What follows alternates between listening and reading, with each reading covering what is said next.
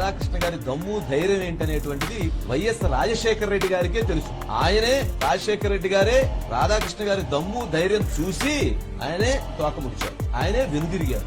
ఆయన దమ్ము చూడాలి అని అంటే, ఆయన మొగతనం చూడాలి అని అంటే జగన్మోహన్ రెడ్డి గారు వచ్చి అక్కడ నుంచుంటే అప్పుడు రాధాకృష్ణ గారు ఏంటి అనేది కూడా అప్పుడు చూస్తారు. టాల్కమ్ పౌడర్ వంశీ, మీ రాధాకృష్ణ దమ్ము ధైర్యం అంటే ఇదేనా? జగన్ గారిని ఎదుర్కోలేక వైఎస్ఆర్సీపీ నాయకులు ఇంట్లో ఆడవాళ్ళ గురించి తప్పుడు మాటలు మాట్లాడటం అదేనా మీ రాధాకృష్ణ దమ్ము ధైర్యం? వైఎస్ఆర్సీపీ నాయకులు కార్యకర్తలు ఏబిఎన్ స్టూడియోకి వస్తే బాత్రూంలో దాగున్నాడటగా, అదేనా మీ రాధాకృష్ణ దమ్ము ధైర్యం? ఈ విషయం అందరికీ తెలుసు, నీ ఒక్కడికి తప్ప. అందుకే ఇలా వాగుతున్నావు. నీకు నిజంగా మా నాయకుడు జగన్మోహన్ రెడ్డి గారి దమ్ము ధైర్యం తెలియాలంటే చనిపోయిన రామోజీరావుని అడుగు. నీకు ఆ రామోజీరావు చెప్తాడు జగన్ దమ్మేంటో ధైర్యం ఏంటో.